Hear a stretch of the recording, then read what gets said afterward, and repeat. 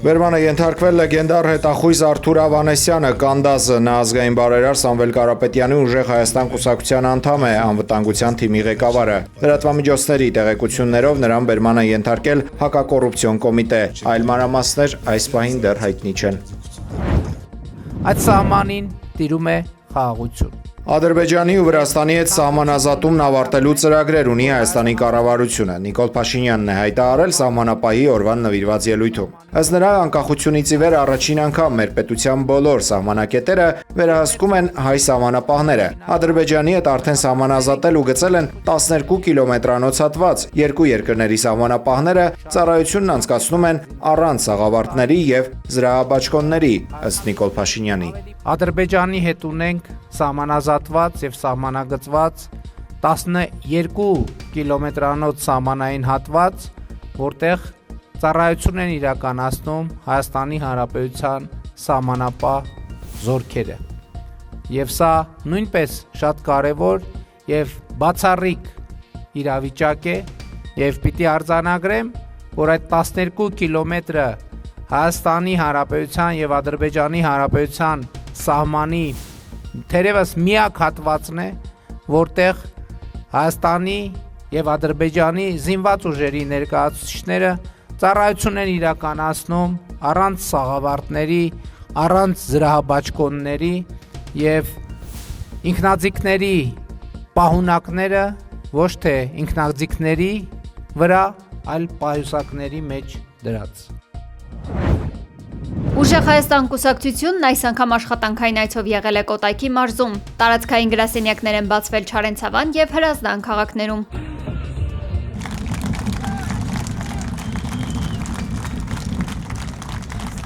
Կուսակցության քաղխորհրդի անդամ Նարեկ Կարապետյանը Չարենցավան քաղաքը բնութագրել է որպես աշխատանքի խորհրդանիշ, ընդգծելով նախկին արդյունաբերական ներուժի կորուստը։ Նրա խոսքով անհրաժեշտ է վերականգնել արտադրական ոլորտը եւ ստեղծել նոր աշխատատեղեր։ Գիտեմ, որ Չարենցավանը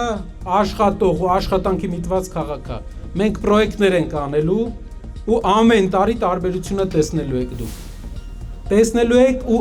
դա է բերելու հարստություն մեր երկրին։ Ձեր արտադրանքը հզորացնելու է Հայաստանը։ Ու սա բոլորս անելու ենք։ Բոլորս իրար հետ։ Շնորհակալ եմ։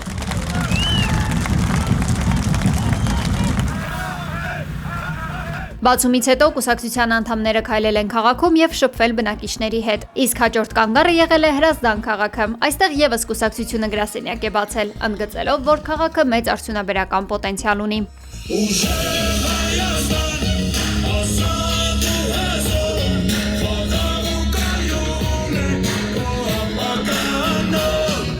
Նարեկ Կարապետյանն անդրադարձել է տնտեսության խնդիրներին, ընդգծելով արդյունաբերության զարգացման եւ նոր ներդրումների անհրաժեշտությունը։ Մի ամսվա ընթացքում վերջապես կբացենք Հայաստանում վերջի տարիների ամենամեծ ներդրում Հրազդանի մետալուրգիական գործարանը, որը հենց կոչելու են Հրազդանի մետալուրգիական գործարան, որը չնայած կառավարության բոլոր խնդիրներին ամեն օր մեր դեմ սարկած, մենք մինչև վերջ պահեցինք ու աշխատավարձերը պահեցինք։ Մարդկանց նշանակալի մասին աշխատավարձը պահեցինք։ Ցեմենտի գործանը փակում էր, մենք կողքը մետալուրգիական ենք կառուցում։ Տեց ուզում են փակեն, մենք կողքը նոր տեց ենք կառուցում։ Բայց այն ինչ հիմա ենք անում, փոքր բան է, այն ինչ կարա անի ամբողջ պետությունը, ամբողջ պետական ռեսուրսներով մենք կարանք անենք։ Արդյունաբերականացումը, գործարանների կառուցումը Հայաստանի ապագանն է։ Հրազդանը Հայաստանի կենտրոնն է, էներգետիկ առումով, լոգիստիկ առումով, բոլոր առումներով ձև չունի Հրազդանը չզարգանա։ Գրասենյակի բացման արարողությունից հետո Հրազդանում եւս կուսակցության անդամները քայլել են եւ հանդիպել բնակիչների հետ։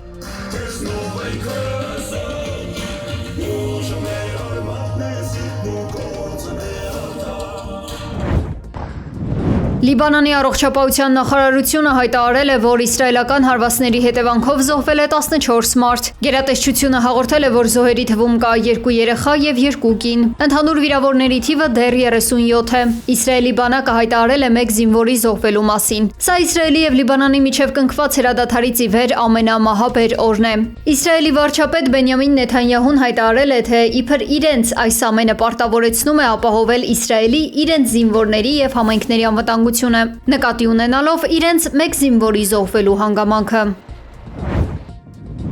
Իրանը Պակիստանի միջոցով ԱՄՆ-ին նոր առաջարկ է փոխանցել, այն ենթադրում է բանակցությունների եռաստիճան բանաձև, հայտնել է Axios-ը։ Առաջին փուլում առաջարկվում է լուծել Հորմուզի նեղուցի շուրջ ճգնաժամը, այնուհետև կողմերը կերկարացնեն հրադադարը կամ կպայմանավորվեն պատերազմի վերջնական դադարեցման մասին։ Այդ երկու կետով համաձայնության հասնելուց հետո միայն կքննարկվի միջուկային ծրագիրը, գրել է պարբերականը։ Իսկ Սպիտակ տան ղեկավարը իր հերթին հայտարարել է, թե Իրանը բանակցությունների ցանկության դեպքում կարող է զանգահարել կամ նույնիսկ այցելել Միացյալ Նահանգներ։ Թրամփը կատակել է նշելով, թե մեջբերում գիտեք, որ արդեն հեռախոս կա։ Մենք էլ ունենք անվտանգ հեռախոսագծեր, մեջբերման ավարտը։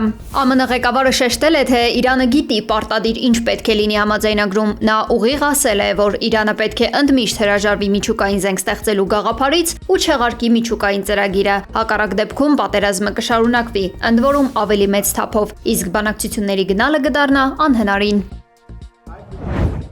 Mr. President, do you know if you were the target of the gunman? I don't know. It sounded to me. Իրանը չի ունենալու միջուկային զենք եւ չի կործանելու աշխարհը, հայտարարել է ԱՄՆ նախագահ Դոնալդ Թրամփը։ I don't want to say, and people don't like. Նրանք չեն ունենալու միջուկային զենք եւ դրա համար էլ երջանիկ չեն, իսկ երբ երջանիկ չեն, մարդիկ բռնի գործողությունների են դիմում։ Հիմա ես ոչինչ նրանց հետ չեմ կապում, բայց անկասկած, եթե հնարավորություն ունենային, հավանաբար կօգտվեին դրանից։ ԱՄՆ նախագահը հայտարարել է, որ չափազանց հիասթափված է ՆԱՏՕ-ից։ Նա չի բացառել, որ ԱՄՆ-ն կարող է դիտարկել դաշինքից դուրս գալու հնարավորությունը, հատկապես, որ անդամ երկրներն անտեսել են Հորմուզի նեղուցի շրջափակման վերաբերյալ օգնություն ցուցաբերելու իր կոչը։ Թրամփը Իրանի ղեկավարությանը շատ տարօրինակ է անվանել, նշելով, որ երբեմն պարզ չէ, թե ում հետ գործ ունես։ Սպիտակ տան ղեկավարը սպառնացել է ոչնչացնել Իրանի նավթային օբյեկտները։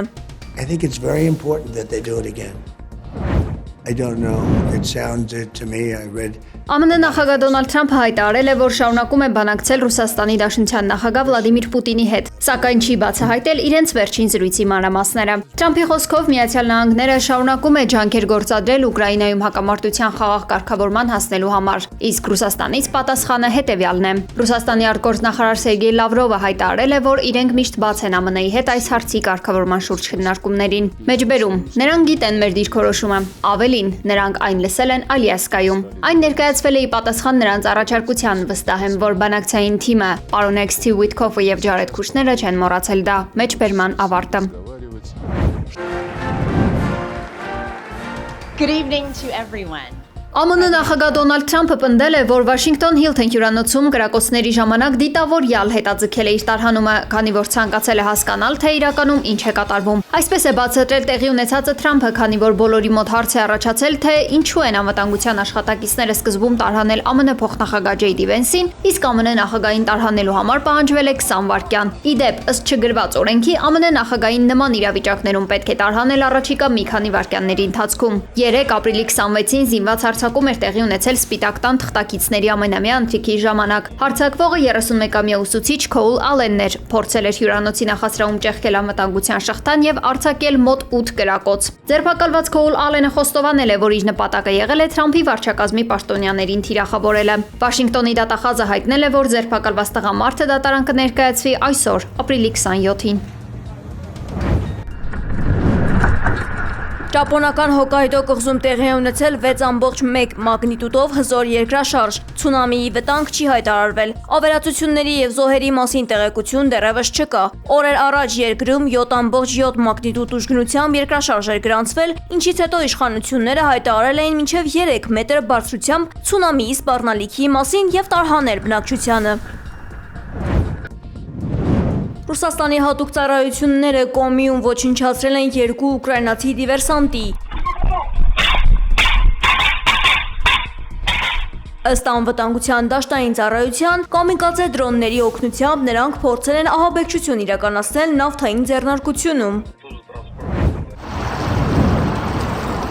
Ռուսաստանում դեռ շարունակում են հագնել տաք վերարկու եւ երկարաճիտ կոշիկներ։ Մոսկվայում եւ Սանկտ Պետերբուրգում ողջ գիշեր տեղացած ձյունը բազմաթիվ խնդիրներ է առաջացրել։ Մոսկվայի Վնուկովո եւ Շերեմետևո օդանավակայաններում չեղարկվել են մի քանի չվերթներ։ Սանկտ Պետերբուրգում չեղարկվել են դասեր։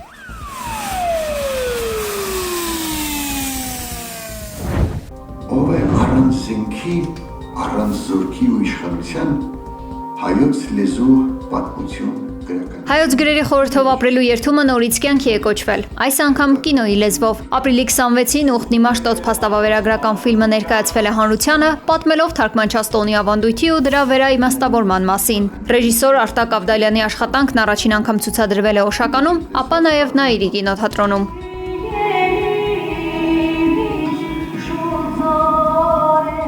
Ֆիլմի հեղինակ լրագրող Արփի Սուքիասյանը պատմել է, որ նախաձեռնության հիմքում Օշականի պատմական հիշողությունը վերականգնելու ցանկությունն է։ Նրա խոսքով նախկինում Հացեկաց գյուղից թարգմանչած տոնի օրը 36 լավաշ են ուղարկել որպես այբուբենի տարրերի խորհրդանիշ։ Այժմ որոշել են վերականգնել այդ ավանդույթը, նույն օրը 36 լավաշ թխելով ու բաժանելով։ Բազմաթիվ դժվարություններ հաղթահարելով, իրական շատ դժվարությամբ մեր վարորդին գտնելով, որը պատրաստական էր եւ մեր ուխտավորներից մեկը կդառնար, մեզանից աստղաբաշխական թվերով ինչ որ գումարներ չեր ուզի, վարկ վերցնելով ի վերջո մենք իրականացրել ենք այդ ուխտը եւ 7 օրերի ընթացքում եղել ենք եւ ծննդավայրում Մաշտոցի եւ այն վայրերում, որտեղ եղել է Մաշտոցը գրերը ստեղծելիս։ Հացեկաց այցելությունը նույնպես հեշտ չի եղել։ Այսօր բնակավայրը բնակեցված է քրդերով, ինչի պատճառով այնտեղ հասնելն ու նկարանումներ իրականացնելը ուղեկցվել են լուրջ դժվարություններով ու ռիսկերով։ Ֆիլմի ցուցադրությունից հետո հանդիսատեսը հոտնկայս արտասանել է այբուբենը, դրանից հետո միայն հեռացել դահլիճից։